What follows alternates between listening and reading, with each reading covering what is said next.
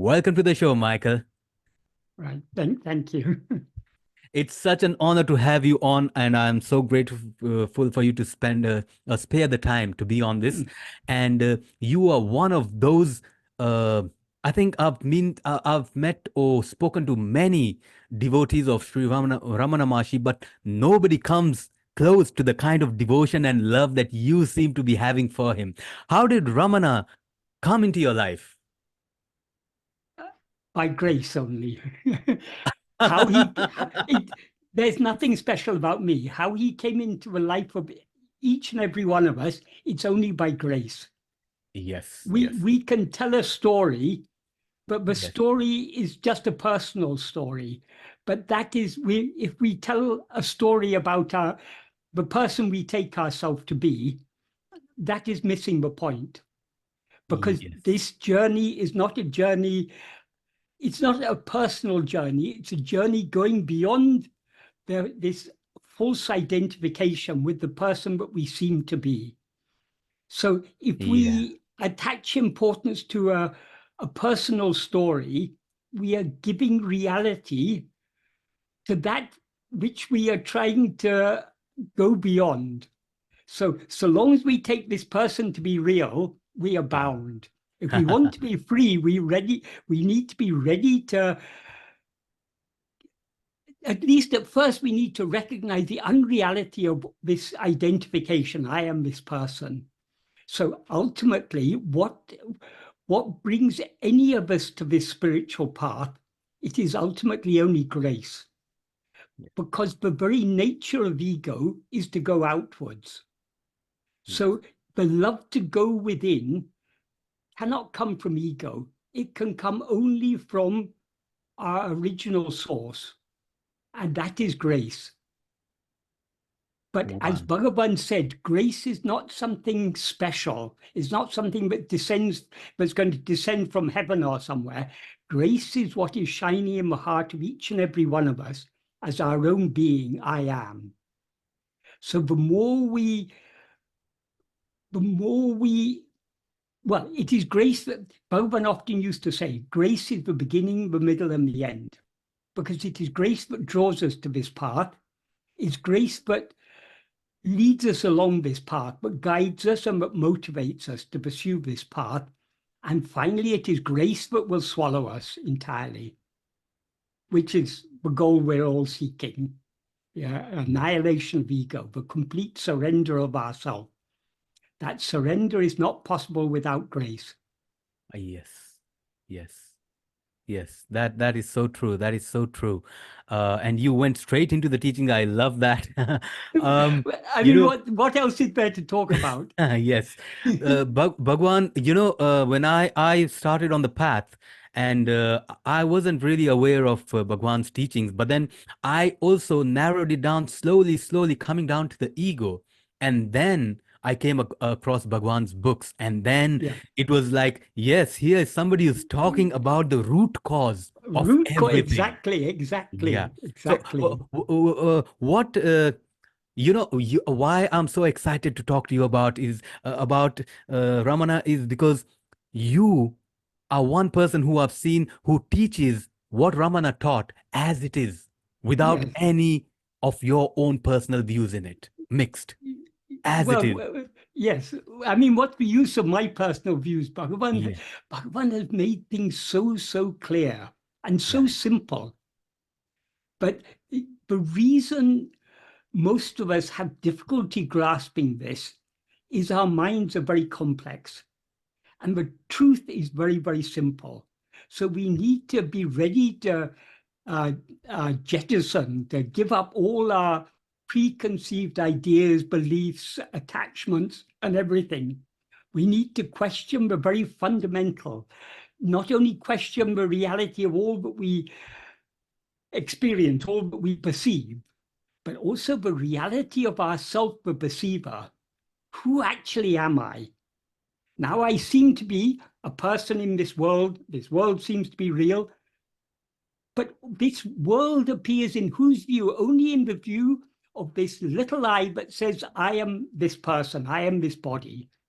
So to know, we cannot know the reality of the world which is what is known, the object, without knowing the reality of ourself, the subject, the knower.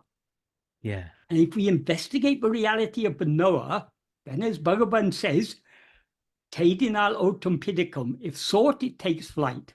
That is this we seem to be this person. We have this false identification. I am this person. I am this body. So long as we're looking outwards. But if we look back within to find this, who is this I who is aware of itself as I am this body? This I will disappear because the adjuncts, the upadhis will drop off. And what will remain, that is the pure I. That is what we actually are. Yeah, yeah. I can listen to you all day. The way you're just speaking, I can just listen. Yeah. Michael, I think there's a little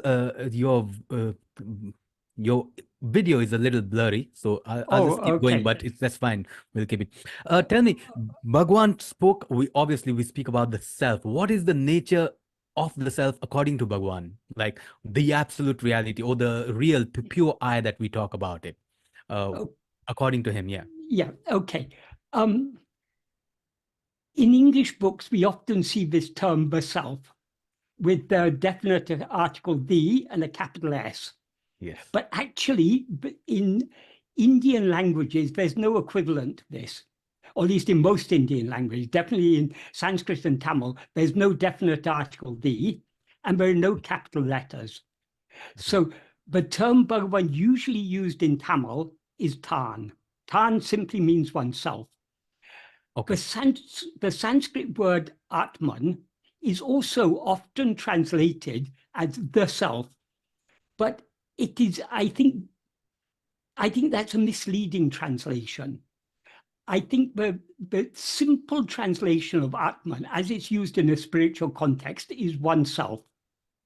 Okay. It's not one that is in English. When we use the word self, we don't usually use the word self in isolation. We usually use it as with a prefix as myself, yourself, himself, herself, itself. But I am myself are not two different things. I am myself, you are yourself, it is itself, he is himself. So this self is not pointing to any separate thing. For example, in Buddhism, they say many Buddhists believe there's no self. But actually, if we think about it, if you say there's no self, that means there's nothing, because everything is itself. There's no self other than the thing whose self it is. So I and myself are not two different things. I'm one. You and yourself are not two different things. Two. So if you say no self, that means you don't exist. I don't exist. Nothing exists. So we shouldn't think of, when we use the word the self, it sounds like we're talking about something, but there's no self other than the thing whose self it is. And in this path of Advaita, what we are interested in is what we actually are. So what is our self? Now we mistake ourselves to be something other than what we actually are. Now we have what is called Dehatma Buddhi. We take ourselves to be the body. But that is not what we actually are. So we are investigating ourselves to find out, who am I, or what is myself? Yeah, yeah. If That's a good point about Buddhism, where you said they say there's no self, and even I think in Advaita they say even to deny that there is no self, there must be someone. yeah, exactly. Yeah. If you say no self, it amounts to saying there's nothing. It's a complete denial of existence.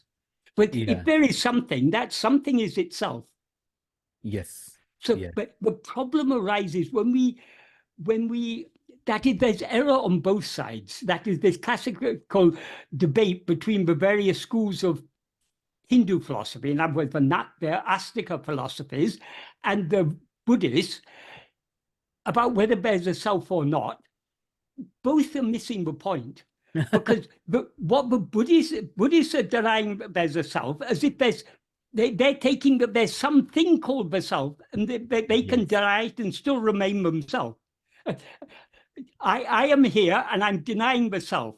So the self is something other than me, because I must be present in order to deny it. The the um, the Nyayas and Vaiseshikas and all the various Astika schools of philosophy all say there is something called the self, but when when it gets down to an argument, it becomes you're arguing about you you're taking Atman to be that is very idea that you can dispute the existence of Atman means you can't question the existence of Atman without questioning your own existence. And the one thing that is sure is we exist. I am means I exist. That is absolutely certain. Because if I didn't exist, I couldn't be aware of anything. I have to exist in order to be aware. And we are all aware, so we all definitely exist. We may not be what we seem to be. This is what Buddha was actually teaching. In the Pali text, there's one statement that comes quite often is sabbe dharma anatta. Dharma in that context means all phenomena. So all phenomena are not self. In other words, we are not any phenomena. This is exactly what Advaita is teaching. We are not, Yes. we are not, all phenomena are objects, things seen by us. So we cannot be any object because phenomena appear and disappear. So anything that appears and disappears has to be something other than ourselves. Yes. Even this ego appears and disappears because we seem to be ego in waking and dream. In sleep, there's no ego. Right. So ego cannot be what we actually are. That's why we have to go deep within. It's useless to argue there is a self, there is no self. I exist. Who am I? That's the point. And there cannot be any self other than I. Yes. Yes. Ah, you're leading me straight into the questions yourself. That's so beautiful. Bhagwan's teachings, and he's obviously his most famous work, Who Am I?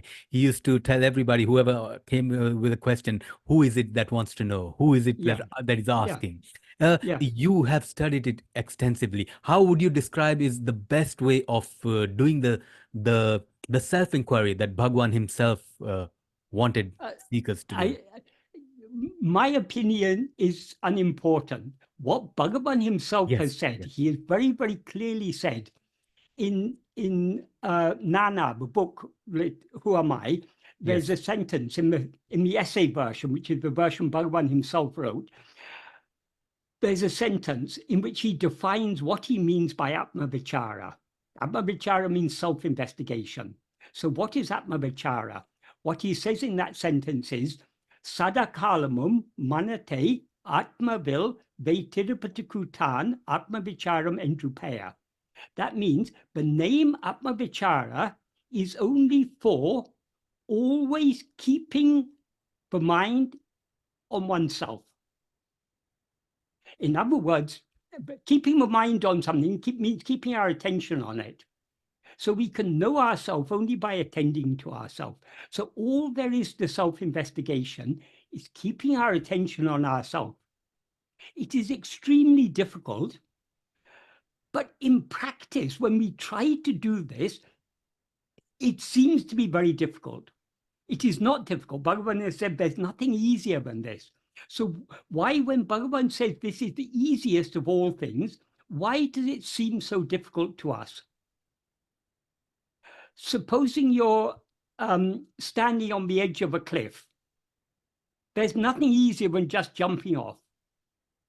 But most of us will find it very difficult to jump off because we know what the consequences will be. If we jump off that cliff, we'll end up a horrible mess on the bottom.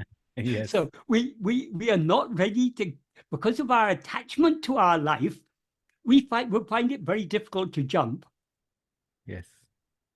But just because so the difficulty we have in jumping off that cliff is not that it's actually difficult. We just have to take one step and we're off the edge. It's actually very easy, but it's our lack of willingness makes it difficult. In exactly the same way with this, because Bhagavan has revealed what the nature of ego is. He's revealed this in so many places, but he's made it particularly clear in verse 25 of Uludunaptu. Uludunaptu is the 40 verses on what is. Yeah. And throughout this Uludunapti, he's constantly emphasizing that the root problem is ego. If we get rid of ego, we get rid of all problems. So long as there's ego, we cannot, the problem, even if you get rid of one problem, another problem is going to come. So in verse 24, the previous verse, he says ego itself is samsara. There's no samsara other than ego. So in what he says in verse 25, it's actually in the last line of that verse, but he says what he's talking about. In the last line, he says, Uruvatra peyahande. Uruvatra means formless, without form. Pay is a Tamil word that means more or less the same as pisasa in Sanskrit. So a demon, a phantom. Pisasas are demons who will come and possess people. So this ego is such a demon who has come and possessed us, so to speak. So he calls it Uruvatra Pe Ahande, the formless demon ego. But that he says in the last line. What he says at the beginning, he begins by saying, Urupatri Undam, which means grasping form, it comes into existence. Urupatri Nikum, grasping form, it stands. Urupatri undu mika ongum, grasping and feeding on forms, it flourishes abundantly. Uruvittu urupatram, leaving form, it grasps form. So what he implies there is it's the very nature of ego to grasp form. Ego cannot come into existence, cannot stand, and cannot flourish without constantly grasping form.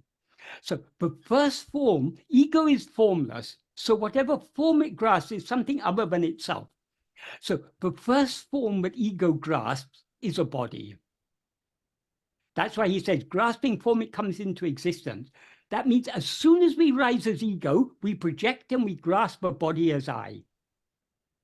And without grasping that body as I, we cannot either rise or stand. So grasping form, it comes into existence, grasping form, it stands. Having grasped this form of this body, it then constantly grasping other forms.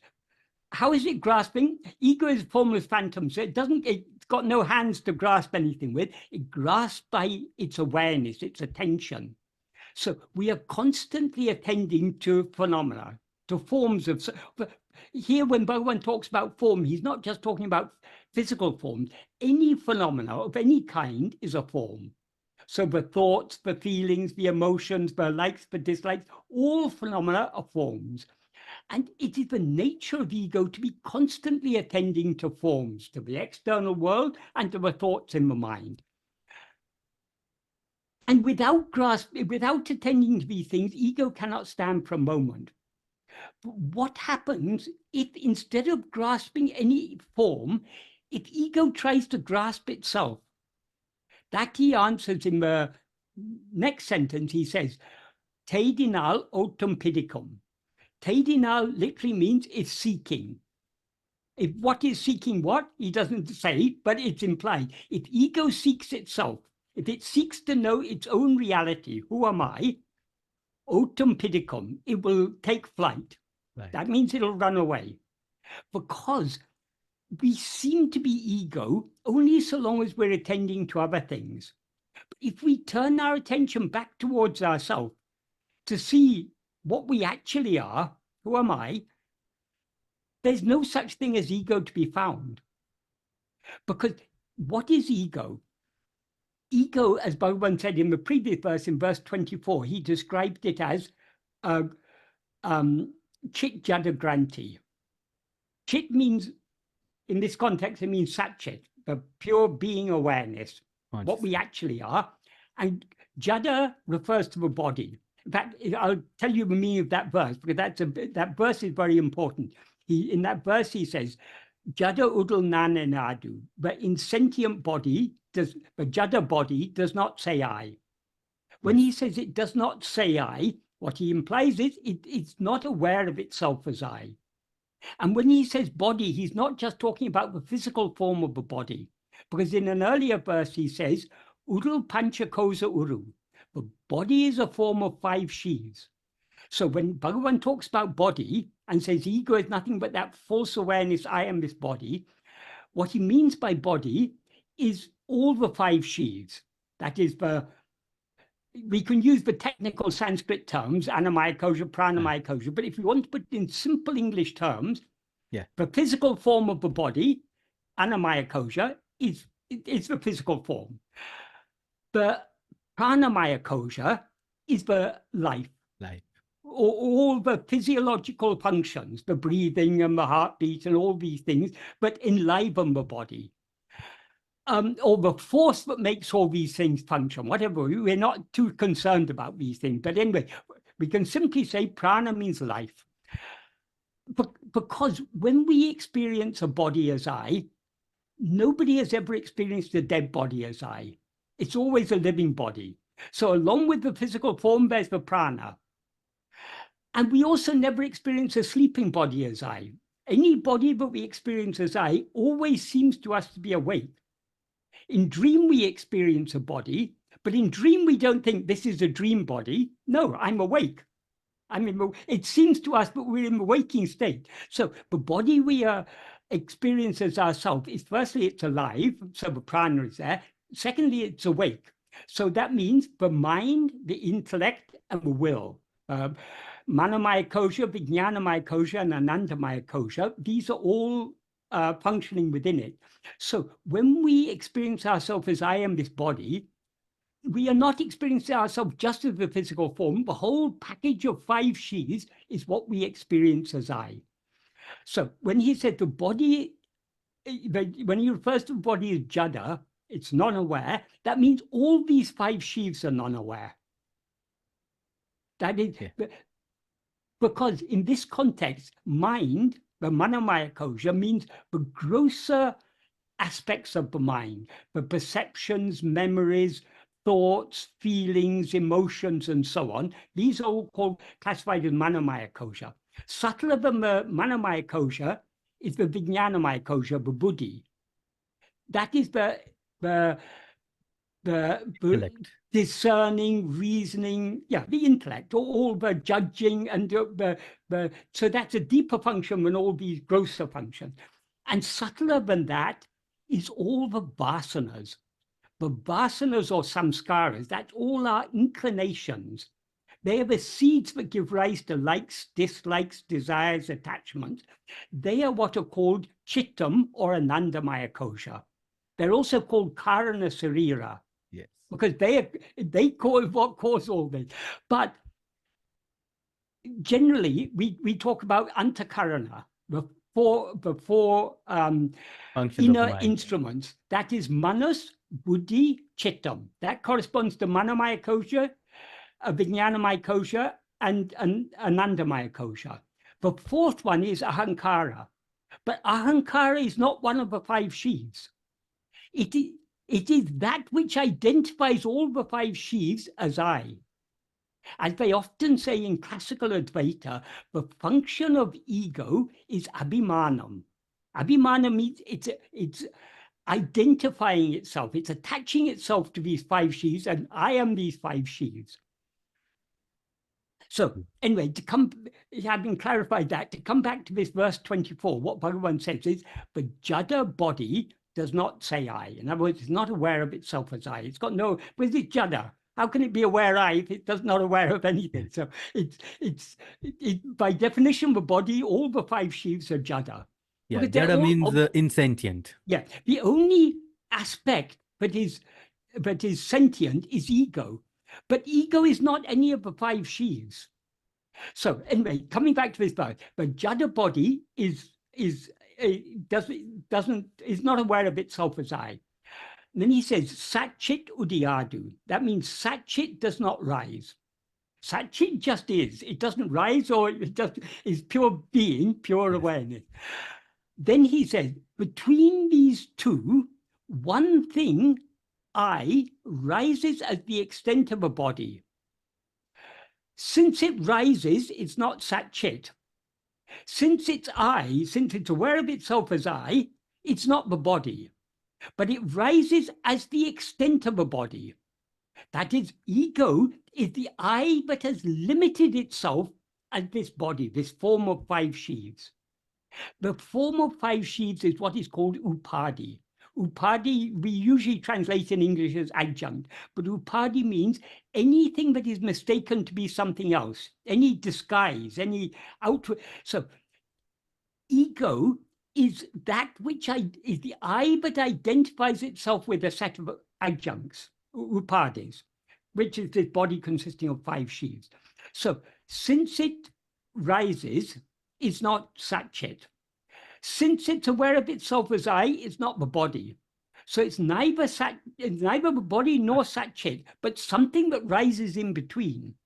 When he says in between, that has there are 2 important points that are implied by his saying in between. Firstly, the ego is the only link between Satchit and all this appearance. So this appearance seems to exist, all this world seems to exist. Obviously, it draws its existence from Satchit, but it doesn't draw its existence directly from Satchit. It draws its existence from ego, which draws its existence from Satchit. So ego is the link between what is real and the appearance. That is one meaning of in between. Another meaning of in between is, supposing I read a story in a newspaper today, and I ask you, was that story true or false? You may say to me, it was neither true nor false. It was somewhere in between. What does that mean?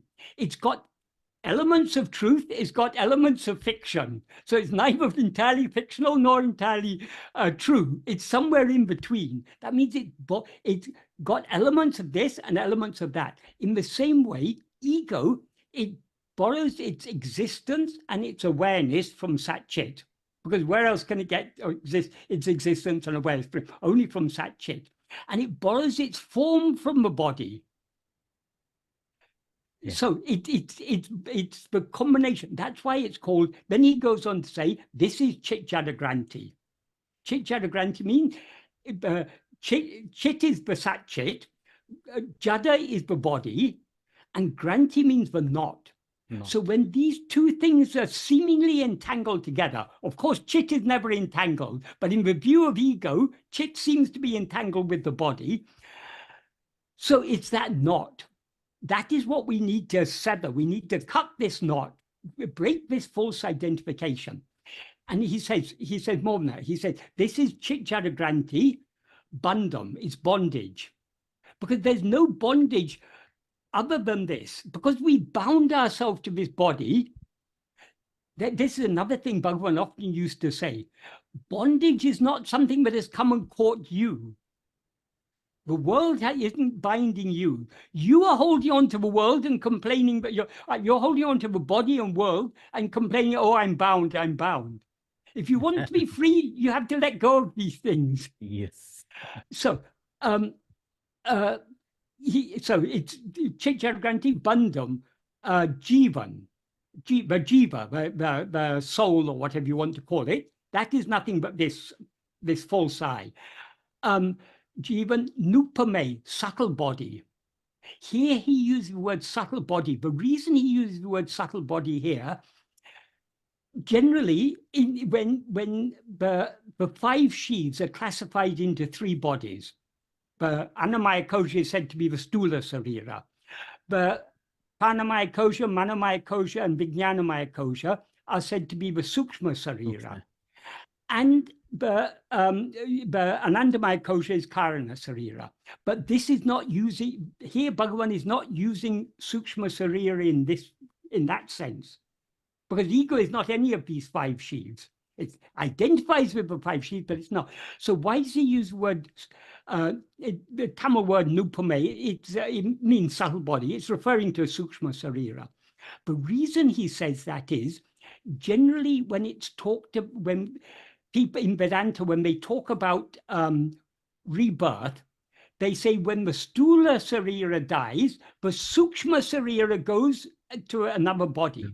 But when they're talking about sukshma sarira, they're not talking about the pranamaya kosha, manamaya kosha, and vijnanamaya kosha. They're talking about ego. So the word sukshma sarira is used in a different sense in different contexts. So when we talk about what goes from one life to another, it is ego. So in that sense, ego is sukshma sarira. So he says, Chitjargranti, Bandham, Jivan, Nupame, Ahande. Ahande means ego. Ahande is a Tamil word. It's a Tamil form of the Sanskrit ahanta, which means I-ness. It means ego.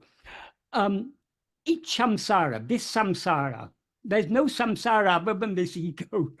And it is manam. Manam there, he's using mind in the sense, we need to be careful when the word mind, because mind is used in different sense in different contexts.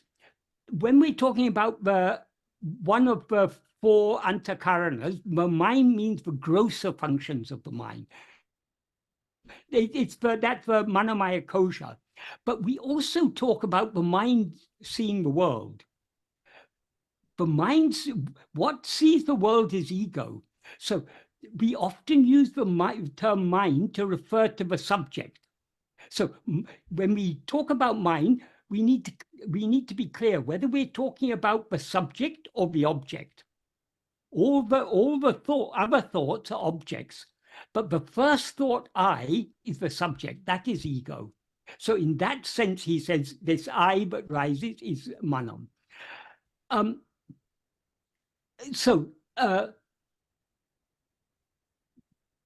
can't remember exactly why I was saying this, but this just to clarify what Bhagavan means by ego. But why I started to talk about verse 25, the next verse, where he says, ego, grasping form, it comes into existence, grasping form, it stands, grasping and feeding on form, it flourishes abundantly, leaving form, it grasps form, if sought, it takes flight. Why I mention that is, in connection with self-investigation, why we find this difficult? Because the nature of ego, as Bhagavan makes clear in that verse, is to rise, stand, and flourish by attending to other things. So long as we're attending to anything other than ourselves, that means any thought, any feeling, any emotion, any object, any perception, anything, we are feeding ego.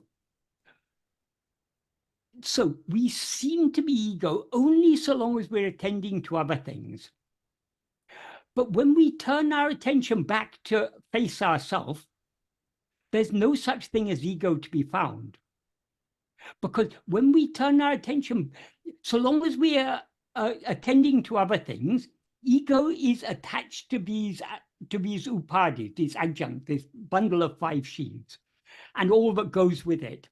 That is, the basic adjunct is this bundle of 5 sheaths. But because I identify with this bundle of 5 sheaths, I am sitting here, I am thinking, I am talking. These are all upadhis that are connected with this basic upadhi, this body, which is a bundle of 5 sheaths.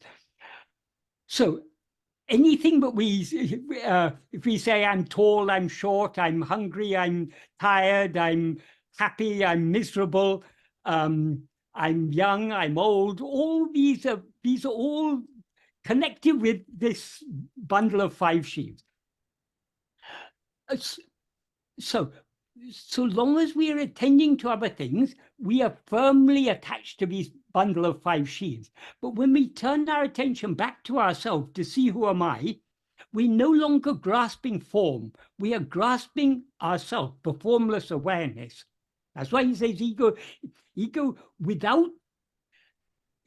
cannot exists without grasping form, but it itself is formless. So when we investigate this ego, it's got nothing to stand on. It can stand only by grasping other things. So when we, instead of attending to anything other than ourselves, if we attend to ourself alone, ourself doesn't mean the body or the mind or anything. Attend to ourself means attend to I and nothing but I. Attend to this basic awareness. Ego will, the adjuncts will drop off and ego will subside. So the reason we find it difficult to attend to ourselves is not because it's actually difficult, because we are unwilling to let go. Because we are so attached to all these things. Attending to ourselves is like putting our head on the guillotine, on the chopping block. We know if we put our head there, it's going to be, so we're unwilling to do so. Yes. That's why in the next verse, in verse 26, Bhagavan says, this is a very, very important verse, but this is the verse which many people will find very unpalatable, because Bhagavan, even many Advaitins will find this verse 26 to be unpalatable, because Bhagavan, he's an extremely radical Advaitin. He goes to the very source. The 40 verses, you're talking about the 40 verses? 40 verses, yes. So in verse 26, what he says is, Ahande undayin anatum undahum. If ego comes into existence, everything comes into existence. If ego doesn't, ahande indrel indra anatum. If ego doesn't exist, everything doesn't exist. Ahande yabamam. Ego itself is everything. So why does he say that? Because everything everything means all phenomena. They exist only in the view of ego.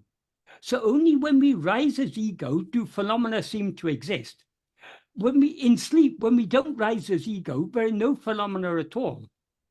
So it's only when we rise as ego that all these things come into existence. When we don't rise as ego, nothing other than ourself exists. So he says, ego itself is everything. In the Upanishads, it said, Sarvam Kalvidam Brahman. All this is Brahman. But Bhagavan says, all this is ego. So is Bhagavan contradicting the Upanishads? No, he's clarifying what they meant. Bhagavan is providing the missing link, so to speak. All of this is ego. And because it's nothing but, like, when you dream, you see a whole dream world. You see so many people in it. You have so many experiences, interactions. But when you wake up, it was all your own mental fabrication. That dream had no existence independent of you. So you, as ego, were seeing yourself as the dream world. So ego was the dreamer, and ego sees itself as a dream world. Likewise, Bhagavan said this present state is a dream. We are seeing ourselves as all of this. So ego itself is everything. Then he says, the last sentence, he says, Adalal yadu idu endru nadale ovadal yabameno. That means, therefore, know that investigating what this is giving up everything. Investigating what this is means investigating what ego is. If we investigate ego, as he said in the previous verse, to the extent to which we attend to ego, we as ego subside. And if we attend to ourselves keenly enough, we'll dissolve forever back into our source, into Sat-Chit. Yeah. To the extent that ego subsides, everything else subsides along with it. So we have to be willing to surrender ourselves. And surrendering ourselves means surrendering everything. So this requires 100% vairagya, tyaga, renunciation. Renunciation isn't changing the color of our cloth or growing beard and long hair or shaving ourselves or anything like that. Renunciation is nothing but renunciation of ego. Bhagavan said this outward sannyasa is according to prarabdha. If it's your prarabdha to be married, you'll be married. If it's your prarabdha to be a sannyasi, you'll be a sannyasi. These are outward things. The problem lies that the true renunciation is not in changing your name or changing the color of your cloth or shaving your hair or growing your hair or anything like that. The true renunciation is giving up the identification with the body. So Bhagavan has said, the one who has annihilated ego alone is a true Brahmin and a true sannyasi. But very hard indeed is it to annihilate the ego for those who feel I am a Brahmin, I am a sannyasi. That is an ego. Yes. So if you really want to be a Brahmin, if you really want to be a sannyasi, annihilate ego. And Bhagavan has said the householder, the grahastha, who doesn't feel I am a grahastha is a better sannyasi than the sannyasi who feels I am a sannyasi. Yes. Yeah. I think there's another place where I've heard him say, true surrender means surrendering the surrenderer. The surrenderer, yes, exactly, yes. Because the one who is to surrender is ego. So it's called Atma-Samapanam. Atma in Atma-Samapanam, Atma means ego. We are ego is surrendering itself. Yeah. And the only way to surrender ourselves is to investigate ourselves. Because so long as we're attending to other things, we are feeding this ego, nourishing ego.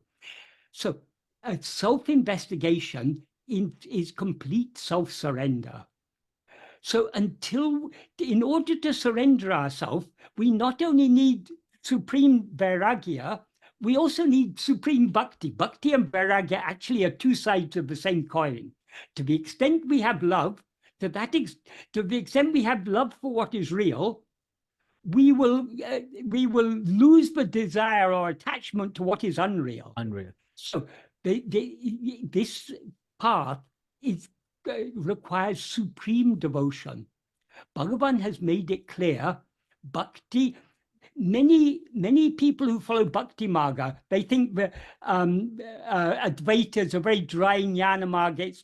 It doesn't have any room for bhakti, because they say all is one, so how can there be love with it when there's only one? That's what many of people following bhakti marga think. Many people who think they're following jnana marga, they think, oh, this jnana marga is superior. We don't have anything to do with this bhakti or this what Totapuri said to Ramakrishna, or this making of chapati. Yes, yeah. But both neither understand. If we understand what is true bhakti, we will know what is true jnana. If we know what is true jnana, we will know what is true bhakti. Because in the deeper sense, bhakti and jnana are one. True jnana is nothing but complete surrender of ego. And without supreme love, without all-consuming love, we will not be ready to surrender ego. So it's because of our lack of bhakti that this path seems to be difficult. It seems it's so easy it seems to us so easy to be always attending to other things. In fact, we'll do anything to attend to something other than ourselves, because attending to ourselves means we are cutting our own throat, so to speak. Yes. Such great wisdom you have just shared. In Advaita, we talk about the this four is not my functions. wisdom. This is all Bhagavan's wisdom. I know nothing. I know nothing. Yes. I'm just but it's just so nice gramophone. hearing it from you. You're a great gramophone, if that's what you are. In Advaita, we talk about the mind having four functions. So how do we actually know anything? The manas, chitta, buddhi, ahankara, these four parts. It's what we actually think is done by the manas. What we actually know is done by the buddhi. What we remember is done by the chitta. All these three parts are doing something. The ahankara is the one that does nothing, is not involved in any of them. It just comes at the top and says, I am the one who thinks. I know. I remember. So if That is why it is said ahankara is the abhimanam. It identifies itself. yes, So when the manas is thinking or feeling or perceiving or remembering, I am thinking, I am feeling, I am perceiving. yeah, And likewise with the buddhi, I am judging, I see it clearly, I understand, I don't understand. yes, Or that the chittam, the memory. it's not actually memory. That there's a confusion there. Okay. It's often translated as memory, but the correct meaning of chittam is will. The reason it is said to be memory is people, samskaras or vasanas, which is what makes up the chittam, are often translated as impressions and often explained as impressions. So you have experiences, and those experiences leave impressions. But that's a misunderstanding. Vasanas vasanas and samskaras, more or less in this context, they're synonymous. They are not impressions, they are inclinations. Inclinations is what comes from us. So when our mind is going outwards under the sway of vasanas, that means it's under the sway of its inclinations. So the inclinations are the likes, dislikes, desires, attachments, hopes, fears, and so on in their seed form. That is the vasanas. So a more correct translation of vasana or samskara is inclination. An impression is something that you receive from outside, or seemingly you receive from outside. Actually, everything outside is a projection of our own vasanas. But because people give reality to what is outside, they say, oh, I had this experience, and so this experience has left impressions, and so these impressions are samskaras, and that's what makes me act. That's misunderstanding. The causal pathway is coming from within. What is the first cause? The first cause is our rising as ego. Ego is the original cause of everything. So all causation comes from ego going outwards. If you take vasanas or samskaras to be impressions, you're thinking the causation is coming from outside, coming inwards. It's a misunderstanding. So memory actually is a part of manomaya kosha, not a part of chittam, not a part of the anandamaya kosha. Okay. Because memories are gross. They're just in. Yeah. We've had. We remember our childhood. We remember going to school. We remember when we were in. We remember so many things in the past. These are just. We've had experiences. Those experiences have left impressions, which are what we now experience. Some we can remember, some we can't remember. The impressions are what caused those experiences in the first place. Bhagavan said, when you dream, all that you are seeing in your dream is a projection of your own vasanas. Bhagavan gave the analogy of, when explaining how the world is created, he gave the analogy of a cinema projector. The arc light in the cinema projector, that is the heart, the pure awareness, Satchit. The reel of film, that is the vasanas. And what appears on the screen, that is the external world, including our body and everything. So it's the vasanas, it's what we see outwardly as all these phenomena is nothing but a projection of vasanas. The vasanas, Bhagavan often used the term Vishaya Vasana. Vishaya Vasana means the inclination to experience Vishayas, the inclination to seek happiness in Vishayas.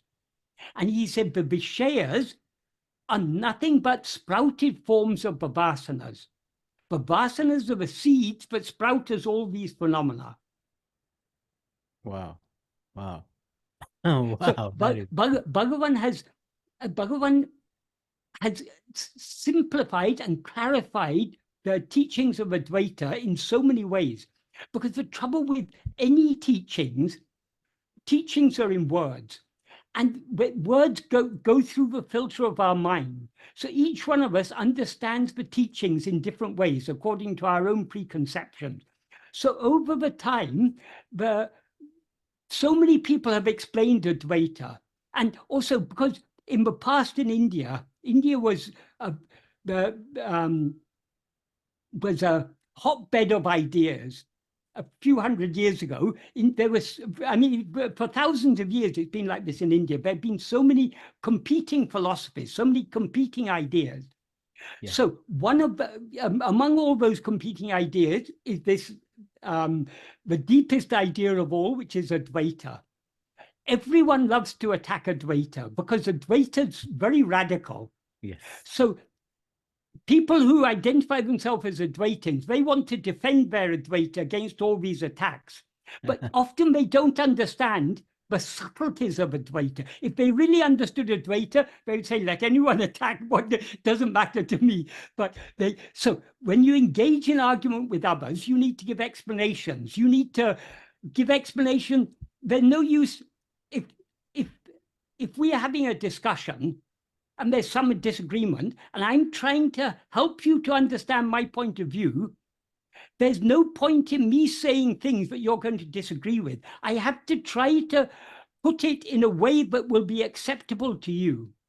So in this way, over time, so many explanations have come into Advaita. Bhagavan put it very nicely. A lot of these explanations in classical Advaita, Bhagavan said, they are answers given to the questions of others. So when you're talking with others, people who are not ready to accept, obviously you have to dilute it. And it's appropriate to dilute. We shouldn't try to force people to believe what they're not willing to believe. So even Bhagavan, often when Bhagavan was answering questions, he diluted his teachings to suit the person who was asking the questions. In fact, you know that there was a sadhu called what was his name, who wrote Yogananda. In the 1920s and 30s, he went to America. He started the Self-Realization Fellow. The Autobiography of a Yogi. Autobiography of a Yogi, yes. He came to Bhagavan sometime in the mid-1930s. Yes. And one question he asked Bhagavan was, Bhagavan, what instruction should be given for the uplift of the masses? Bhagavan said, instructions cannot be given en masse. The teaching has to be according to the taught. So different teachings are applicable at different levels. Why take Vedanta, for example? There's so many different schools of Vedanta. They are all dealing with the same basic texts, the Upanishad, the Brahma Sutra, and the Bhagavad Gita, but all are interpreting them in very, very different ways. In fact, many of them are strongly opposed to the other ones. So why is that? Is it but did the Upanishads and the Bhagavad Gita and so on, are they just giving a confusing idea that you can take in any way you want? No. There are teachings they give at many different levels. Because just like Ramakrishna Paramahamsa used to say it very nicely, he said, a mother, if she's got 10 children, she's not going to feed them all the same food. The smallest child, she's going to feed on her breast milk. The child who's a little older, she's going to give some soft food suitable to them. The fully grown child, she's going to give food suitable for adults. So Vedanta, what is great about Vedanta, it caters for everyone. There's something in Vedanta for everyone. And if you see the Gita, or so many of all these texts, the Upanishads, the Purana, the Mahabharata, or the Bhagavatam, or the Ramayana, or any of these things, you'll find they're full of teachings at many different levels. The same text can be interpreted at different levels. And they're meant to be like that because they have to cater for children at different levels. The mother can't give the same food. She's not going to give her breast milk to a 20-year-old child. She's not going to give the food for a 20-year-old child to a newly born baby. Yeah. So This is the greatness of Vedanta. It caters for everyone. So Bhagavan, often when Bhagavan was answering questions, just like Krishna, Bhagavan pointed out in Gita, in chapter 2, Krishna begins from the very highest teaching. But Arjuna was in a very bewildered state, so he wasn't able to, it wasn't sufficient for him just for highest teaching. He wasn't quite ready for that yet. So Krishna came down and gave many other different teaching. So Gita's got something for everyone. Likewise, Bhagavan. If we want to get the true teachings of Bhagavan, the core teachings of Bhagavan, his own original writings, work like Nana, Who Am I, Uladunapta over 40 verses, Upadesha Undya, which in Sanskrit is called Upadesha Saram, and the 5 hymns he wrote on Arunachala Stuti Panchakam. Here we can get the very heart of Bhagavan's teachings, his teachings in their purest form.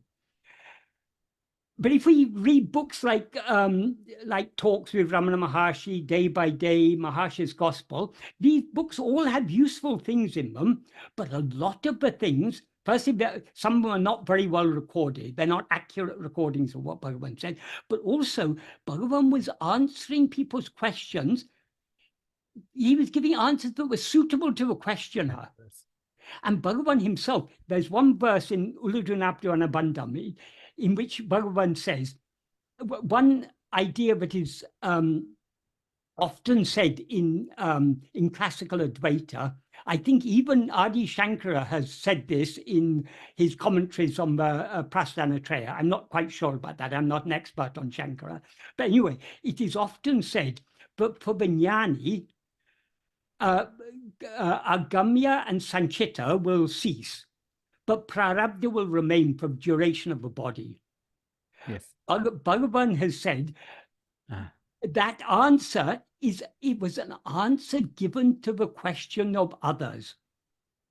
When a husband dies, if a husband has 3 wives and he dies, all 3 wives are going to become widows. You can't have one wife who remains unwidowed. Likewise, who is the doer of agamya? It is ego. Who is the experiencer of the fruit of agamya? In other words, the sanchita and the prarabdha, it is ego. When ego dies, all the 3 karmas come to an end. But for people who the jnani to be a person, who fail to understand that the jnani is not the... Bhagavan appeared in name and form as a person. But Bhagavan said, this body is not I. But if we take him to be a body, then that body has a prarabdha, so it seems. So such answers have to be given to suit people who are not ready to understand more deeply. So a lot of the answers that Bhagavan gave were answers given to the questions of others. A lot of the explanations we find in classical Advaita are answers given to the question of others. So there's a lot of we need. This is why we need to have viveka. We need to we need to think deeply about these things. This is why it said Sravana Manana Nididhyasana. First, we need to hear what is said, but then we need to think about it deeply. We need to make sense. Why is it said like this here and like that there? There seems to be a contradiction. How to make sense of that contradiction? We need to think about it. And if we don't think about it and come to a clear understanding, how can we put it into practice? If someone gives you a car and says, drive the car, and you've got no idea what the function of the steering wheel, what's the function of the brake and the clutch and all these things, you won't be able to drive it. So this is a very simple path, but a very deep and subtle path. So we need to have this is true Drisya Viveka. We are trying to distinguish the seer from the seen. We are trying to distinguish the subject from the objects and to penetrate into the subject to find what is the reality of the subject. So it's a very deep and subtle thing. It's simple, but it's deep and subtle. So it requires certain subtlety of understanding. But because over time, so many different answers have been given to so many different questions, and to defend Advaita against attacks from so many different quarters, but you could fill libraries full of all the books that have been written on Advaita. Yeah. But all of that can be condensed down to all Bhagavan's original works, his own original writings. It comes to maybe about 250 verses and 20 paragraphs of Nana. This is Bhagavan's essential teaching. So he's summarized the whole of Vedanta into these simple verses, and he's shown very clearly this artificial divide between jnana and bhakti, between Advaita and all the others. That is, there's no room for that, because there cannot be jnana without bhakti. And you can't, bhakti without jnana is still relatively superficial. The deepest form of bhakti is jnana. Ultimately, jnana and bhakti are one and the same. Yeah. Yeah, I think there's a lot of places where he says the abiding as the self is the true worship. Yes, yes. Or the highest worship. Yes, yes, yes. That is great. Tell me, like you said now, obviously, Bhagavan always said that I am not this, I am not the form. And then why I'm asking that is, he spoke a lot about the guru, and he always said the guru need not be in the human form. It could be, he could be in any other form. So I want you to shed some light on Bhagavan's teachings of what the guru is. Like he said a lot of quotes like, the guru pulls from inside and he pushes from outside. Those teachings, those would be lovely. Yeah. Bhagavan made it clear guru is absolutely essential. But the idea most of us have about a guru is a person outside who tells you do this, do that. Don't do that. That is not the function of guru. Guru, in one place in Nana, in Who Am I, Bhagavan says, God and guru are in truth not different. That means the only real guru is God. And God is nothing but our own self. So guru is always residing in our heart as our own being, I am. Because we don't have love to turn within, it's necessary for guru to appear outside to tell us to turn within. Bhagavan had no guru in human form, but Bhagavan worshipped Arunachala as his guru. And in one of the verses of Arunachala Stuti Panchakam, in Aksharamla, in verse 44 of Aksharamla, he explains in words what Arunachala taught him in silence. In that verse, he says, Tirumbiya handane dinamaha kankan teriyamendranayan Arunachala. That means turning inwards, see yourself with the inner eye. It will be known. Thus you said, my Arunachala. So Arunachala obviously didn't say that in words, because Arunachala is a mountain. So the Arunachala, that's what Arunachala taught Bhagavan in silence.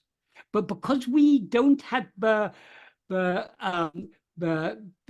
purity of mind and heart to understand the silent teaching which is ever going on in our own heart, it is necessary for Bhagavan, for Arunachala to appear outwardly in human form as Bhagavan to give us these teachings in words.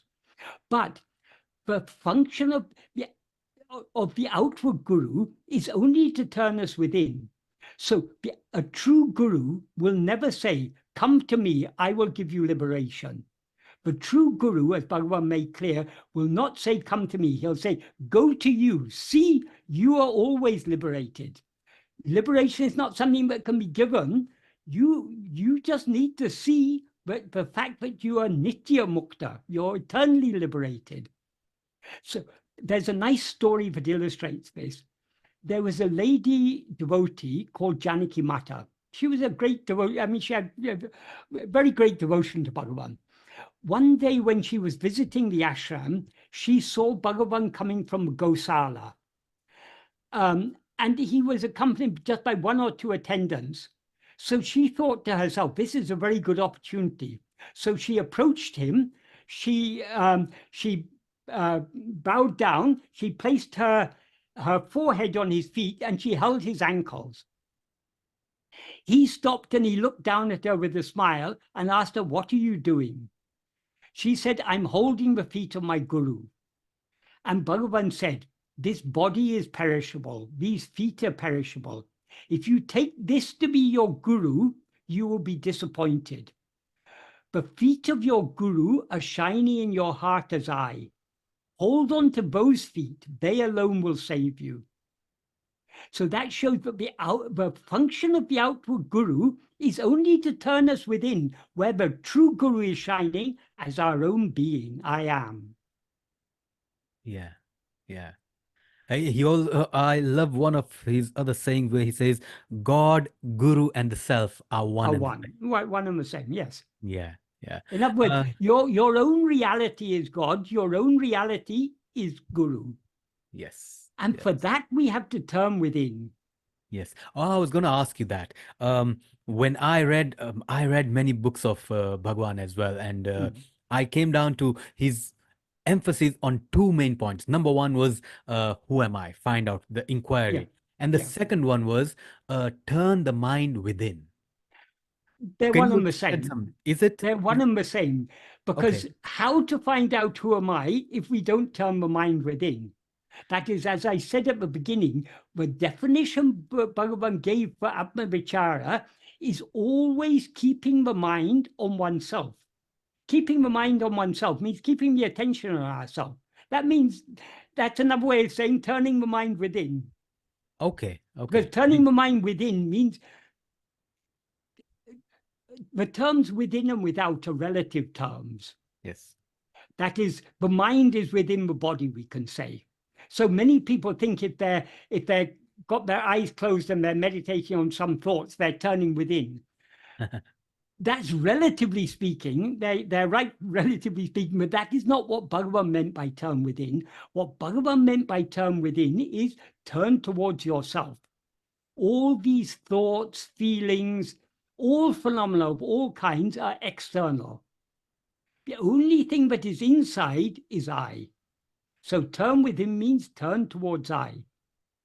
In fact, there's a nice word Bhagavan used in Tamil, which is ahamukam. Bhagavan often used that in place of the usual Sanskrit term of antamukam, because antamukam is what is meant by antamukam is often misunderstood. But Bhagavan used this term in Tamil, ahamukam, which has a double meaning, because, as you know, aham in Sanskrit is the first person pronoun, I. There's also another word in Tamil, which is also aham, which means inside. It's not at all related to the Sanskrit word, but it means inside or within or heart or home. So when he said ahamukam, that means both turn within and turn towards I, because what he means by turning within is turning towards I. Yeah. So Bhagavan often played on that double meaning of in Tamil. Aham has a double meaning. It's both a Tamil word and a Sanskrit. But they're of course this very close. Though they're completely independent etymologically. Yeah. That is, I is a pronoun. Aham is a pronoun in Sanskrit. In Tamil, it's a noun from a complete with unrelated derivation, but they coincide. What is inside is only I.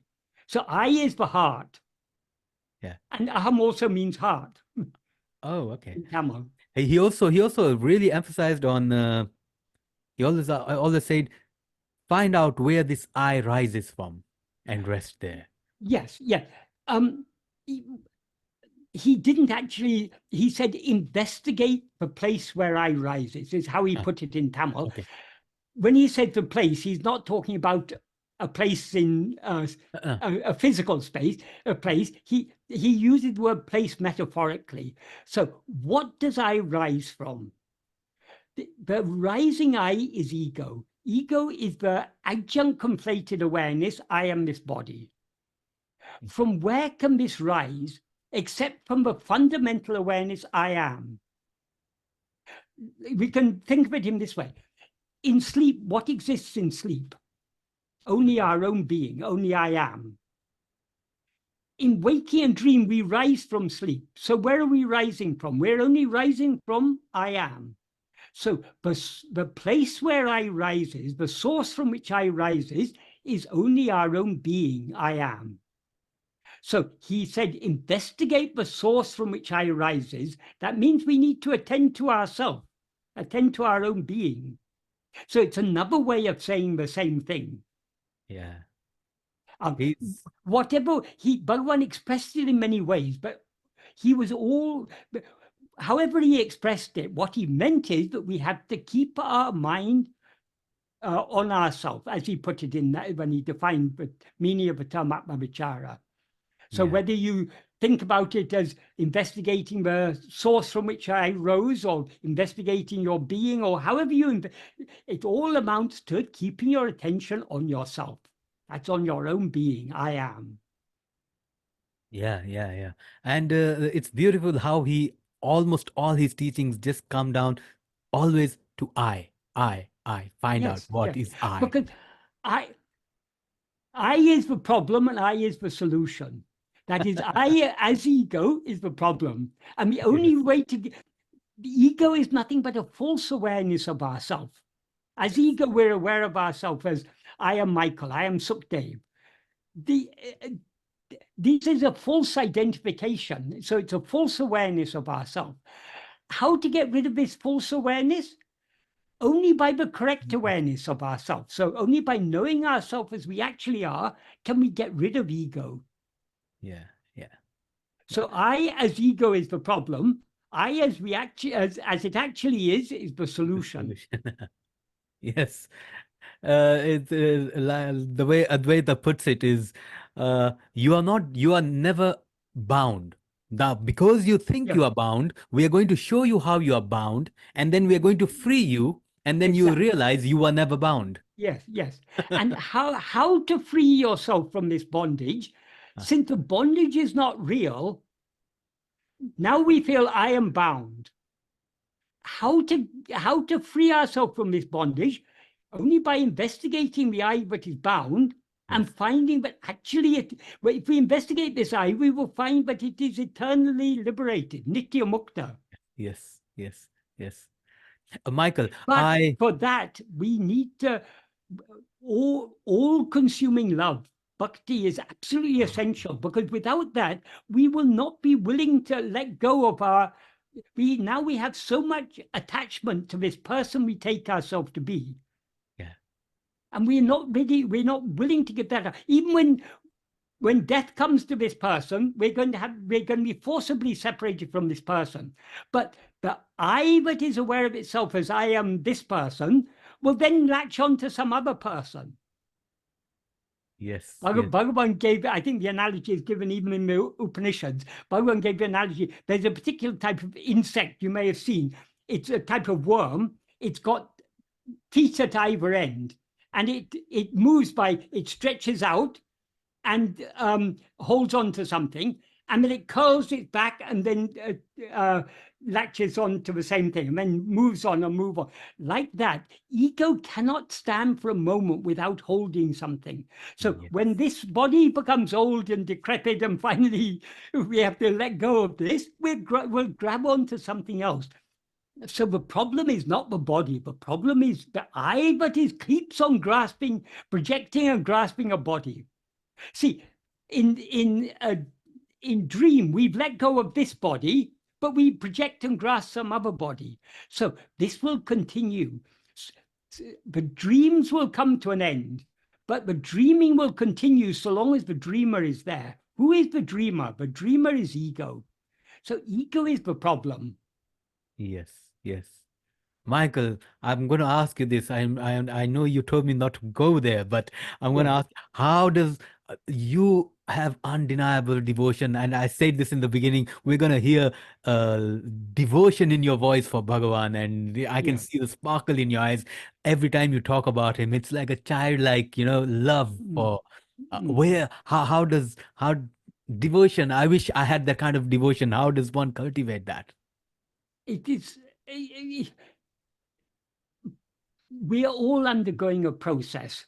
Yes, That is, grace has drawn us to this path. And by following, the more we try to follow this path, the more the more we will come under the sway of grace. And whatever love we have for following this path, that is grace operating through us. As yes, Bhagavan said, grace isn't something that comes outside. Grace is ever present in our heart. So grace has to work through us. So people ask, is it a matter of effort or grace? Whatever effort we make is only by grace. There's a beautiful line of Manikavasaka, who's a great Tamil saint, great Shiva Bhakta. He's written a work called Tiruvasakam.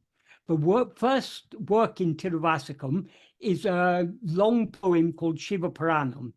And in one of, I can't remember which line it is, early on, maybe about line 6 or so, he says, Avanarulale Avantal Vanangi. That means only by worshipping his feet, only by his grace. yes. So without his grace, we wouldn't be attracted to this path at all. It's only because of grace. And what is grace? Grace is the infinite love that Bhagavan has for us. But Bhagavan is that love himself. That is Shiva and his grace, Shiva and Shakti. Grace is Shakti. Shiva and Shakti are one. So Bhagavan and his grace are one. Bhagavan and the love that he has for us is one. In Bhagavan's view, we are nothing other than himself. So he loves us not as the person we take ourselves to be, he loves us as himself. So Bhagavan's love is infinite. There's no jiva in this vast universe who Bhagavan doesn't love fully. Even the worst of sinners, because Bhagavan doesn't see them as a sinner, he sees them as they actually are. So he loves us all as himself. So the love that he has for himself, the love that he has for us as himself, is what we experience as his grace. So his grace is ever present. But as Ramakrishna Paramahamsa used two nice analogies in this context. He said, the winds of grace are ever blowing. But to avail yourself of that grace, you have to unfurl your sail. Yeah. That's one analogy. Another very nice analogy I like. He said, the rain of grace is ever pouring, but when it falls on a mound, it runs off. It only collects in the low-lying places. So the more humble we are, the more we subside, the more we will be overwhelmed by grace, the more we'll come under the sway of grace. So it's all about the subsidence of ego. It is grace that brings about the subsidence of ego, and the more ego subsides, the more we become like the low-lying place where all the water gathers. Yeah. Yeah. So it's all about subsiding, subsiding, subsiding. Humility and being So humble and long as we think I am something, we are wasting the opportunity. That grace is ever in our heart, but by its grace we need to subside. yeah, yeah, yeah. Michael, there's one book I've read many books of like I ordered a lot. There's one book I loved and you have a role to play in that book. Mm. You have been mentioned in the book by David Godman, Be As You Are. Yes, yes. Number one, I love the title and I've read Yeah, it, and I think there is a conversation where Bhagwan says, "Be as you are," and that's I think yeah, that's where yeah, the yeah, title yeah. came from. But what I love about that book is the way it has been divided into chapters about different teachings. Now, Yes. I would like to hear your Bhagwan's teachings on meditation. Did he encourage meditation, or how did he say it should be done for those who are doing it, and maybe not required for somebody who doesn't want to do it? Um, it, it depends what we mean by meditation. Meditation simply means thinking or fixing the mind on something.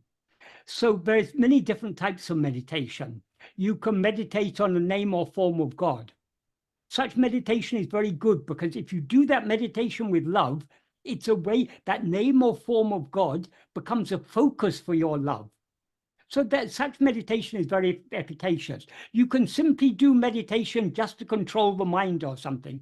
That may have its own benefits, but better than any other type of meditation is meditating on ourselves. Because God is, what is the true form of God? What is the Swarupa of God? Yes, God appears in so many different names and forms, and we each are attracted to different names and forms of God. And it's good to worship names and forms of God. But ultimately, we want to, what is the true form of God? What is the Swarupa of God? The Swarupa of God is I am. He's shining in the heart of each and every one of us as I am. So, though we can also worship him in external form, he's most intimately present in our heart as our own self, as I am. So, the best meditation of all is Swarupa Dhyana, meditation on our own real nature, on I am. That is what is otherwise called Atma-vichara.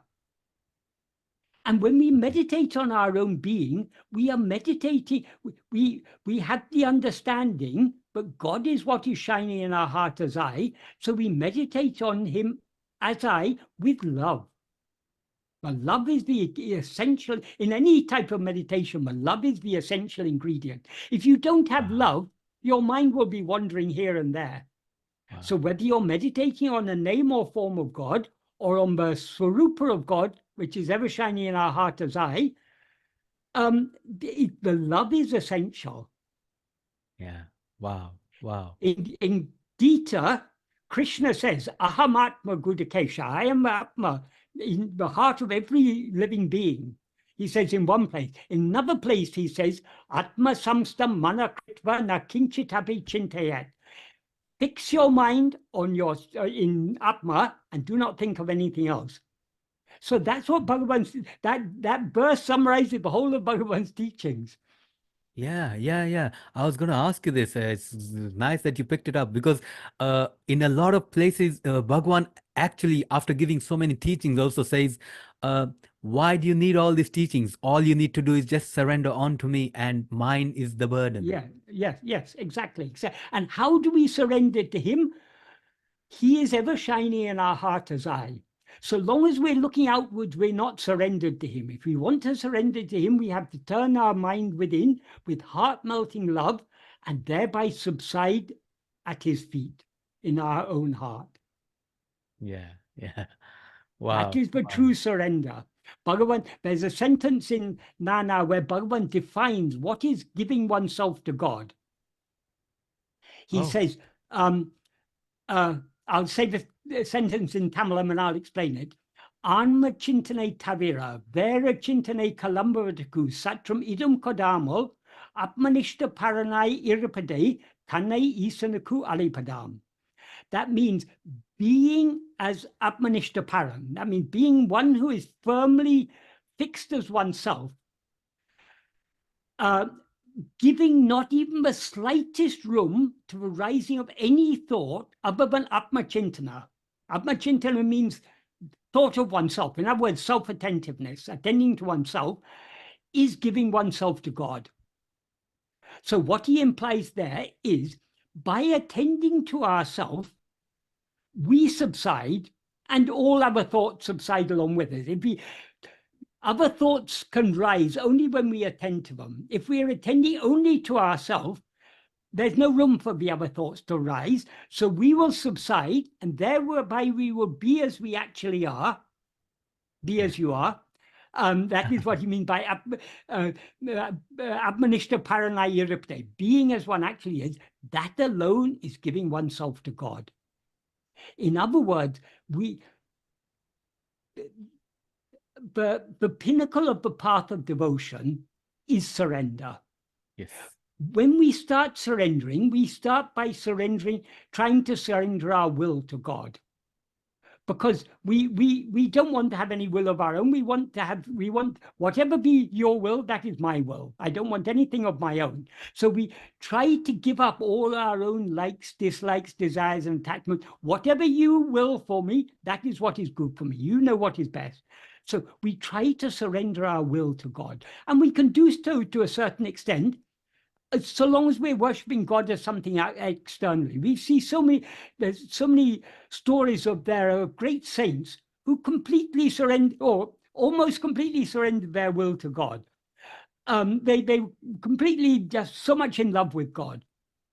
That is, by following that path, we can surrender to a certain extent. But so long as we remain separate from God, in other words, so long as we remain as ego, we cannot be totally free of likes and dislikes. It's the very nature of ego to have vasanas. So if we want to completely surrender our will to God, the only way to do it, we need to surrender ourselves to God. That's why surrender must eventually come to Atma-samapanam, surrendering ourselves. That means surrendering ego. And since the nature of ego is to rise, stand, and flourish by attending to other things, but to subside by attending to itself, how are we to surrender ourselves completely to God? Only by turning our attention within and keeping it fixed firmly on God, who is ever shining in our heart as our own being, I am. So Bhagavan's path is the very pinnacle of the path of devotion. It is devotion in its very purest form. Yeah. Wow. Wow. That a lot of people would probably contradict that. They may think like that, but if you really want to understand the path of bhakti, if we read Bhagavan's 5 hymns on Arunachal Stuti Panchakam, particularly Aksharammalai, the 108 verses, there it's so clear the oneness of bhakti and jnana. Bhakti is all about giving ourselves to God. And what remains when we give ourselves entirely to God, that is jnana, which is God himself. So bhakti and jnana are inseparable. Yes, yes. The reason I said it was inseparable is because a lot of people would identify the teachings of Bhagavan with Advaita and Jnana instead of. He is so devotional when Bhagavan talks about God and love. You can actually feel he means pure love. Pure love. Bhagavan is love itself. Yes. There's a verse in Aksharammalai, beautiful. I love all the verses, but there's one that particularly appeals to me. Ambu villalipol amburu vunilene anbai karetala Arunachala. That means Arunachala graciously melt me, like ice melts in water, graciously melt me as love in you, the form of love. So what greater bhakti can you have? To lose yourself completely in that which you love. And that's such an apt simile. He is the great ocean of love. We are like little pieces of ice floating around in this great ocean. We are, because our hearts are still hard with all our worldly desires, but we want to melt, lose ourselves completely in him. But even when we are in the form of ice is nothing but water. So he is always our own Swarupa. Even when we are going outwards and doing so many terrible things in the world, he is ever shining in our heart. That's why he said, Guru is always pulling us from within and pushing us from outside. I can mentally hear him saying, if somebody said, we are trying to melt ourselves in love, Bhagwan would say, find out who is it that is trying to do that. Yes, because that is the way to melt in love. But in order to find that out, you need to have great love. So only by love we can melt ourselves in love. Yes, yes, yes. And that love is the grace working within us. Yes. And Yeah. that grace is his love. The love he has for us is what works through us in order for us to give ourselves Yeah. entirely to him. Yeah. My journey devotion started with the same kind of devotion for Krishna. Yes. And then I was so in love. It was like, if there is anything beyond the love that I have for Krishna, I do not even want it. I just want to be in this love. And then I Yeah. was pushed onto the path of Jnana. I came into Advaita Vedanta. And then I came across the teachings of Bhagavan. And then Bhagavan had this disciple, Papaji. I don't know, I'm sure you've heard of him. I've heard of him, yes. Yeah. Papaji had the same kind of devotion for Krishna.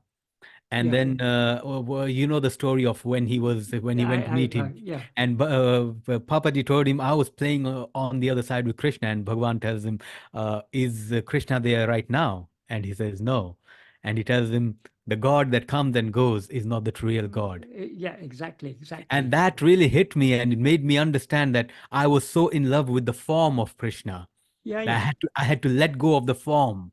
We are all in love. Who cannot love the form of Krishna? Krishna Uh, is so lovable. But why he appears in that form is in order to tell us to turn within. In the yes. Gita itself, Bhagavan's teachings are there in the Gita. Krishna very clearly says, Atma samstam mana kritva na kinchitapai chintayat. Uh, That's what it's all about. you need to translate that. I Atma samstam mana kritva means make the mind um, stand firmly in itself or be fixed in itself. fixed. Yeah. Yeah. Okay. Do not think of anything else whatsoever. Yeah. Yeah.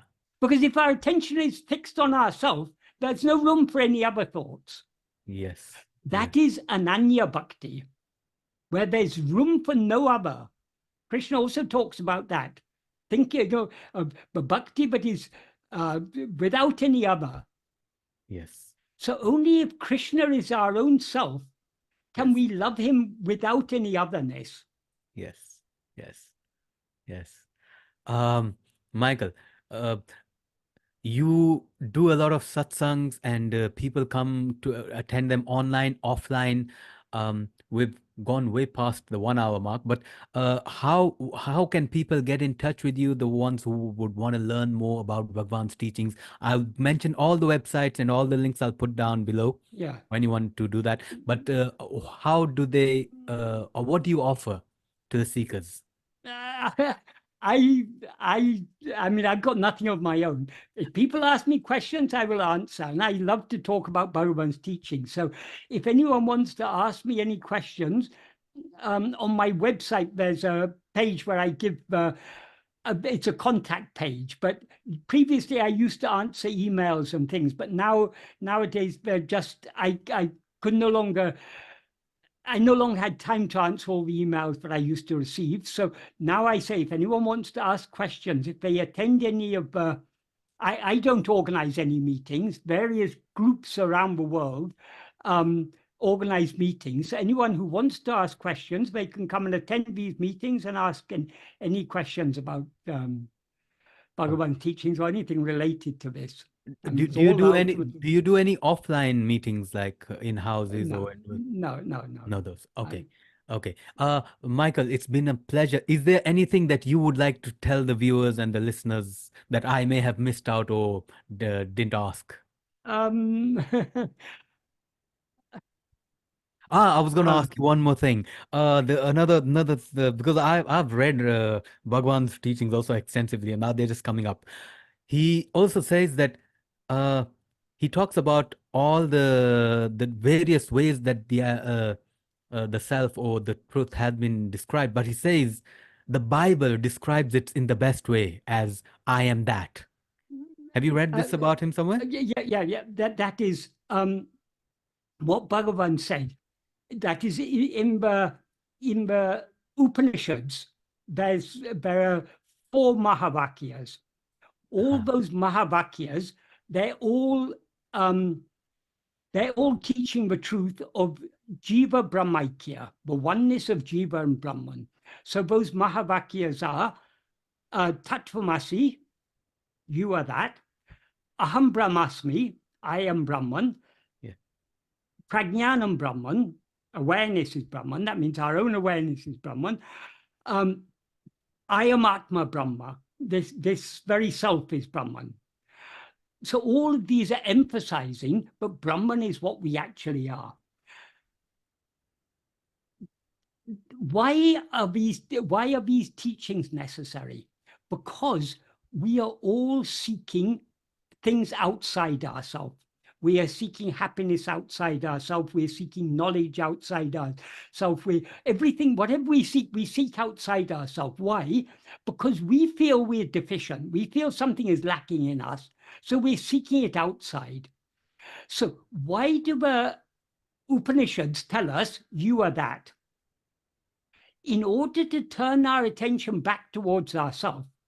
So if we understand these Mahavakyas correctly, as Bhagavan says, Bhagavan had very nicely expressed it in verse 32 of Uludunapadu. When the Vedas declare you are that, I won't give an exact meaning. I'll paraphrase it because there's a lot of implication there.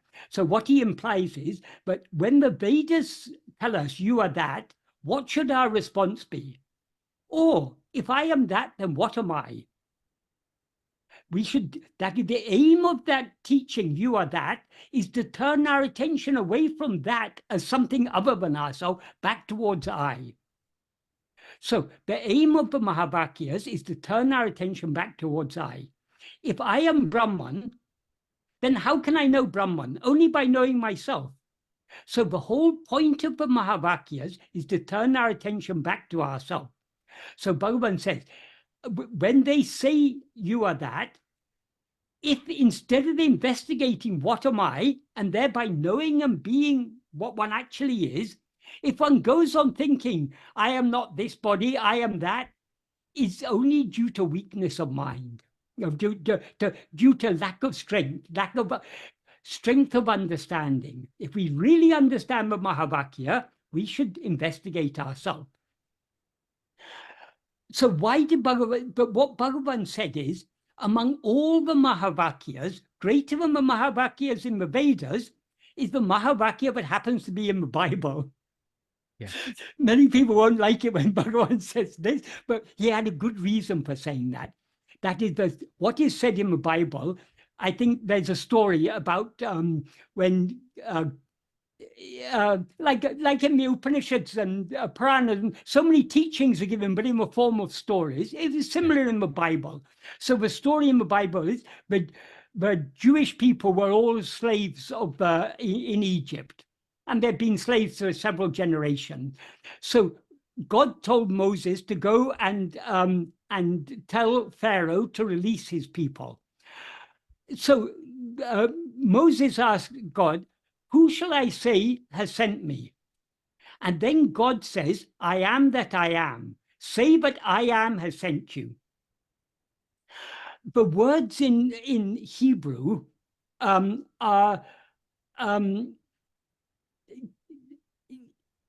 people have a lot of, they've tried to interpret those words in many ways. But I think what those words mean is I am is what I am. Say that I am has sent me. So what he's saying there is that there's no I other than I. That is what Bhagavan teaching. If you read English books on Bhagavan's teachings, you'll find in many places it is translated, but Bhagavan talked about I. Yes. When ego investigates itself and subsides, what shines forth is, it's usually put in English as I-I, but that is a misinterpretation. In Tamil, what the words Bhagavan used were aham. Sorry, he used the words in Tamil nan, and in Sanskrit he used words aham. Just like if you say soham means saha aham. Does that mean he hyphen I? No, it means he is I. Shivaham, Shiva aham means Shiva is I. Likewise, aham means I is I am I. Oh, So what he meant by that is the same that is referred to in the Bible as I am I. Why he said that? Because I am Brahman, Aham Brahmasmi, the Mahavakyas, they are very useful as preliminary teachings. When our attention is going outwards, seeking God or Brahman or happiness or whatever outside ourselves, it is appropriate that we are taught, you are that. But when we go within to investigate who am I, what is the final experience? It's not going to be I am Brahman, because Brahman is nothing other than I. It will be I am I. wow. Now we're aware of ourselves as I am this person. I am Sukhdev, I am Michael. Because we're identifying ourselves with a name and form. But we can't actually be anything other than what we. Yes. So the ultimate realization is I am I and nothing other than I. That's why he said, what is said in the Bible, that is the greatest of all the Mahavakyas, because it's expressing the same truth, but it's expressing it in the ultimate way. Because there's cannot be, it's implicit when it is said, Aham Brahmasmi, I am Brahman. That means there's no Brahman other than I. When it is said Tatvamasi, there's no Tat other than Tvam. There's no that other than you. So we need to stop investigating, looking for Brahman or looking for that as if it's something outside ourselves. Once we understand it is I, we need to investigate that I. And then what will we find? Oh, I'm not Sukhdev, I'm only I. Yes. So it's a very deep and subtle point. So I have written in some places, but this aham, I am I, or nan, this is the Ramana Mahavakya. Oh, This wow. is the Mahavakya given by Bhagavan. Wow. Wow. Michael. Because this affirms the real implication of the teaching Aham Brahmasmi. Yes. Because if I am Brahman, that means Brahman is I, then who am I? I am I. There's no second thing. Because what is Advaita? Ekam eva Advaitiyam, one only without a second. That's a second. So if Brahman is one only without a second, and Brahman is I, then there's only I, nothing but I. Yes. So who am I? I am I. Wow. Wow. Michael, you are the true embodiment of Bhagavan's teachings. Everything that I have spoken, asked you, you have brought it back to I, without Yes, diverting from anything else. by his grace, he has given me this love for this subject. But I'm far from being the embodiment, because to be the embodiment of Bhagavan's teachings, we need to subside. And I haven't yet subsided, but he's given me the love, and I'm very confident that one day, by his grace, the final subsidence will take place. Until then, we do our best to follow the path he has shown us. Hmm. I don't know what to say. It's so much. I could actually get tears in my eyes just listening to you. I can feel the devotion, the love you have for him. And Where did this love come from? It comes only from him. yes, I'm just yes, an ordinary person. My mind is still full of so many vasanas, my going here, there, and everywhere. So I still haven't got that full love, but at least to some extent, he's given me love for him.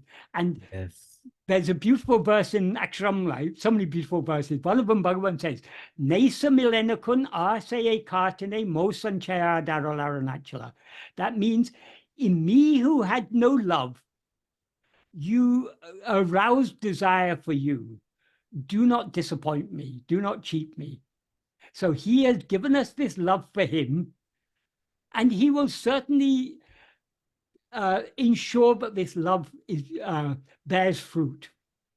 yes, yes. Like he says, he always says, your job is only to surrender onto me. That's it, and forget Exactly, about it. exactly, exactly. It's all about surrender. It's all about subsiding, subsiding, subsiding. Yeah, yeah, And that is possible only by his grace. yeah. Avanaralale, avantal vanangi. Only by his grace we can bow to him, we can surrender to him. Thank you so much, Michael. It's been an Right. absolute honor. I truly feel myself blessed to be talking to you, and I wish you everyone would have this kind of devotion to whichever higher power they believe in. The grace shine upon all of Yes. us. Thank you so much. I will be Yes. putting all the links, and I will send you a copy of the video as well. Is there Okay. anything final you'd like to say, anyone, or is? Namo Ramanaya. Thank you, thank you. Sending blessings and love to you. Right. Okay, I'll say one final thing. Ah, This for devotees of Bhagavan, this Namo Ramanaya is a very favorite mantra. Sadhu Om, who was a devotee of Bhagavan, who I was very fortunate to spend time with, he used to explain the meaning of Namo Ramanaya. He said, Namo Ramanaya Mano Maranaya. Namo Ramanaya, prostrating to Bhagavan is for what? For Mano Maranaya, for the death of the mind. death of the mind.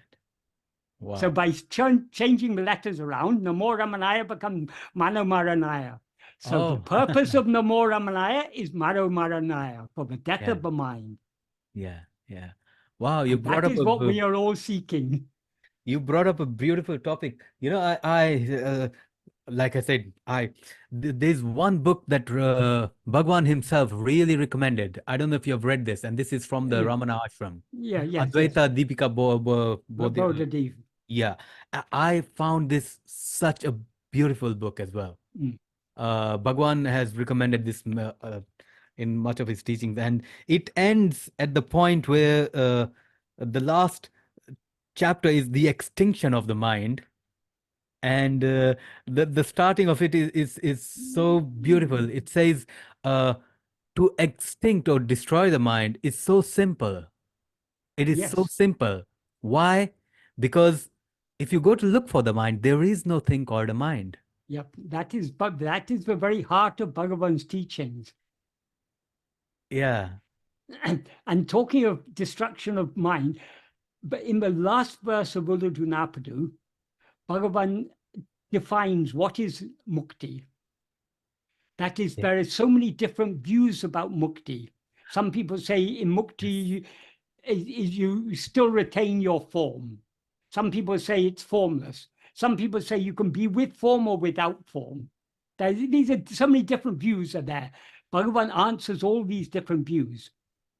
He says, if it is said that the liberation one attains is with form or without form, or with or without form, I will say destruction of the ego form, but distinguishes liberation with form, without form, or without form, itself is mukti.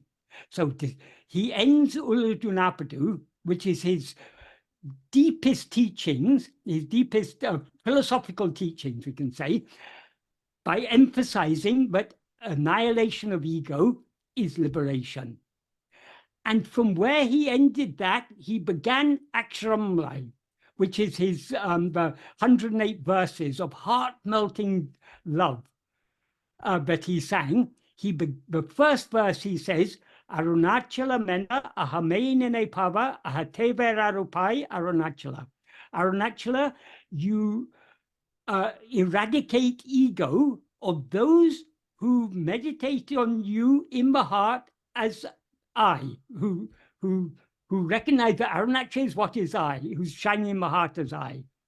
So where he ends Ulladu, he begins Aksharamlai. So this whole of Bhagavan's teachings is nothing but complete self-surrender, complete eradication of ego. Yeah. Do you remember any of his teachings where he distinguishes between Jivan Mukti and Vidya Mukti? Bhagavan Like he said talked about. all such differences are only in the view of the onlooker. Because for the jnani, there's no body in the first place. Yeah. Okay. Bhagavan in Urjunapyanabandham, a supplement to the 40 verses, in one verse, Bhagavan gives an analogy. Just like a person sleeping in a cart, in the old days when they nowadays you don't see them so much, but when I was first in India nearly 50 years ago, it was still a very common sight to see the old bullock carts with the big wheels and two bullocks at the front. They were all over the place. So you referring to such a bullock cart, if someone is sleeping in such a cart, they don't know whether the cart is moving or whether the cart is standing still or whether the cart is unyoked. Likewise, for the jnani who is sleeping in the body, that when he says he's sleeping in the body, he's completely unaware of the body. The movements of the body, the sleep or the nishta, the samadhi, all are completely unknown to him. Yeah, yeah. Because he has no connection with body. For the jnani, Bhagavan, another thing Bhagavan often said is about the jnani, jnana me jnani. That means jnana alone is the jnani. Jnana means pure awareness. Jnani means the one who knows pure awareness. Who can know pure awareness? Only pure awareness can know pure awareness. Yes. So the knower of Brahman becomes Brahman, as it's said in the Upanishads. Yes. The jnani is nothing but pure awareness itself. And in the view of pure awareness, there's no such thing as body or world or anything. Yes. So for the jnani, there's no body at all. But in the view of others who take the jnani to be a person, so long as the body is living, we say they're jiva mukta. When the body dies, we say they're videha mukta. Yeah. But for the jnani, there's no difference at all. Yeah, yeah. Because for the He said the jnani, exact same there words is that you one said. only without a second. So how could there be any differences? Yes, I remember he said exact. You've put it in the exact words that he said. For Yeah. the jnani, there is no jivan mukti or vidya mukti. There's no Yeah. difference. It's only in the view of others, all these differences. Yeah. Michael, thank you so much. Thank you so much. Right. I will have to end it now, and I will Right. send you the Right. recording. And stay blessed. Keep doing what you're doing. The world Well, needs people like you. it's all Bhagavan's doing, not my doing. So, so long as he wants to use this body and mind, he'll use it.